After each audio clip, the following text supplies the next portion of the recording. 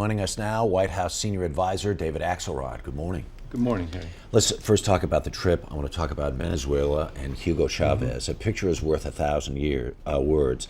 And to see this smiling picture with President Obama and Hugo Chavez in this handshake, and both with these big, broad smiles, what message do you think that sends? Well, I'm not concerned about the message that it sends. I'm concerned about what flows from it. Words and handshakes are nice, but they're not enough. Now, also coming out of this meeting was an overture from President Chavez to restore our ambassadors, our respective ambassadors. And something what we want threshold to does Venezuela have to achieve in order to get that? Well, for one thing, to stop this sort of rampant and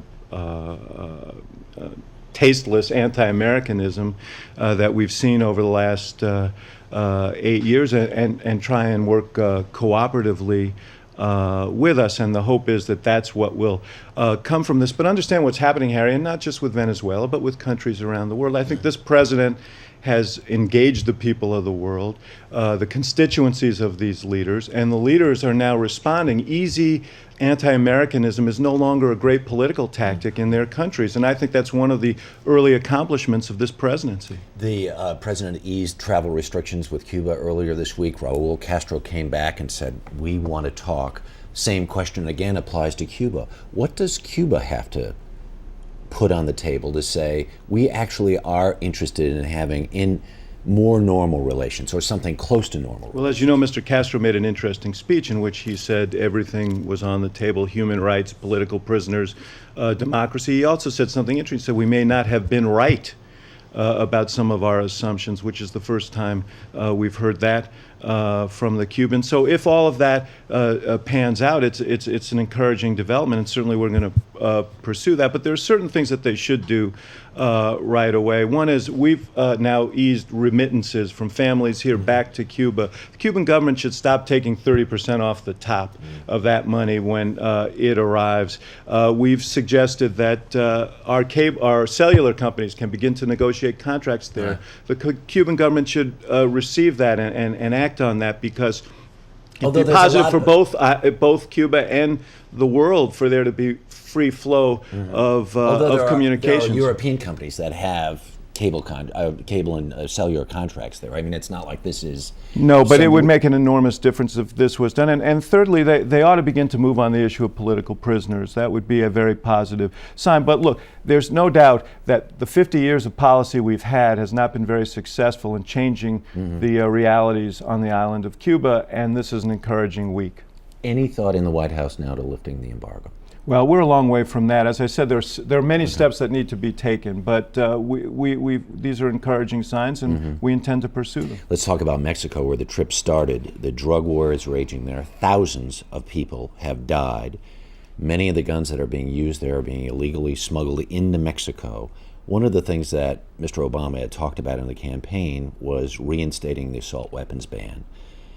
Everything seems to indicate that that's dead, that that's not going to happen. Does the president have any intention of reinstating that? Well, I don't know about dead, Harry. The question is there the consensus and the ability, given the rules of the Congress and the realities of the Congress, to move that in the midst of everything else that we have to do? Is that something that you want to embark on now? But there are many things we can do apart from that can make a difference. Secretary Napolitano has taken a series of steps to stop the smuggling of weapons south, including sending 450 more people along with the ATF down to the border, including inspecting trains, which hadn't been done before, that goes south. There are a wide range of things that we're embarking on that the two presidents discussed. Because almost none of the cars that go south from the United States are even looked at.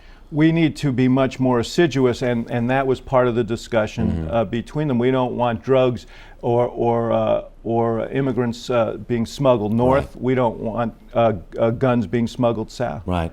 60 Blue Dog Democrats, as soon as this whole notion of the assault weapons ban being restated, immediately signed on and said we want no part of that. Is the White House afraid of the National Rifle Association? Not at all. The White House is interested in pursuing policies that we can enact quickly to deal with the issue of violence in this country, to deal with the issue of violence on the border. That means tightening enforcement and doing the things that I just mentioned on the border. This isn't about that. This is about being effective in dealing with a problem that's in front of us. Is there a timetable to go after assault weapons? Well, we'll next monitor year? that session. We'll monitor Okay. the issue, and if there's a consensus, we'll move on it. But Harry, as you know, we're faced with an enormous array of challenges, and we need to make some choices as to which to pursue first. I've got another foreign policy question, and that is President Zardari in Pakistan signed an agreement this week that basically ceded an entire territory of the country of Pakistan to the Taliban.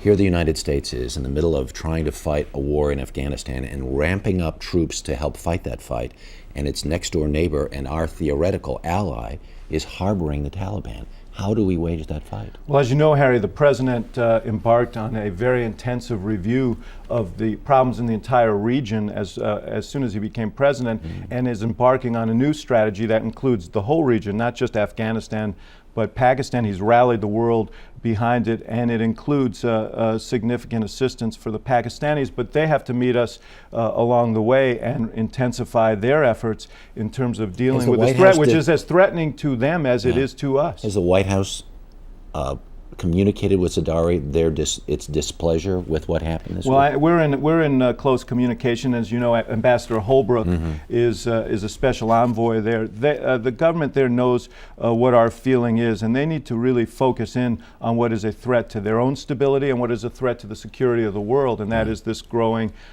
hegemony of the Taliban and allies of Al-Qaeda. I want to talk about the CIA memos that were released this week. Immediately when it happened, former CIA director and the former Attorney General said this was a huge mistake for reasons not the least of which were, now you've told Al-Qaeda, any Al-Qaeda operative who ends up being captured by the United States, exactly what's going to happen to them. Well, first of all, it's not going to happen because the president, in one of his first acts, banned these enhanced interrogation techniques. That's point number one. Point number two, virtually everything that was in those memos has been publicly reported. The New York Review of Books had a full catalog of these techniques, that were given to the International Red Cross through testimony. So the CIA may believe that Al-Qaeda doesn't read the New York Review of Books, but I suspect they know what's going on. The truth is that because these were in the public domain, because even the last administration has revealed the most serious aspects of this,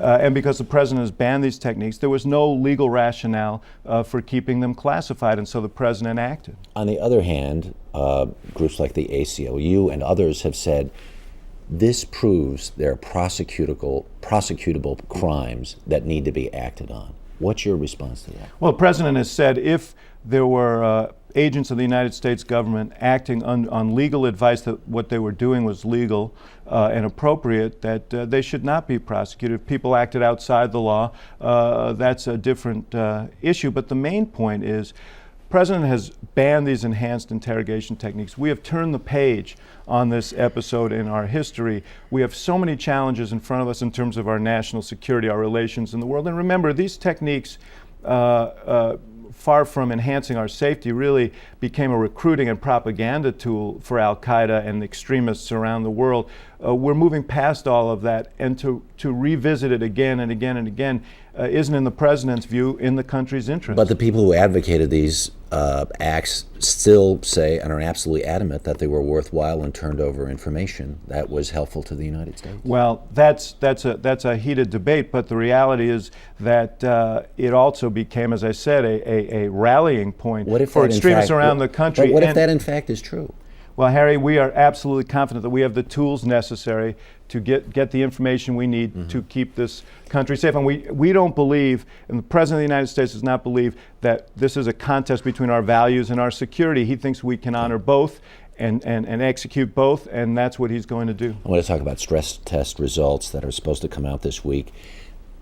Is all of the information going to be made public, or a certain amount of the information made public? And there's this fear that some banks will look so bad there might be a run on some of them. Well, I think that we'll have. I don't believe that. I believe that that the American people in the markets can handle the truth, to quote an old movie. Right. And the guidelines will be released shortly. There will be disclosure. It's important that there is disclosure, and I think the banks are going to want that because they're going to want the markets and the country and the world to know exactly what their condition is. And we're confident that, yes, some are going to have very serious problems, but we feel that the tools are available to address these problems. Work on the budget is going to ramp up this week.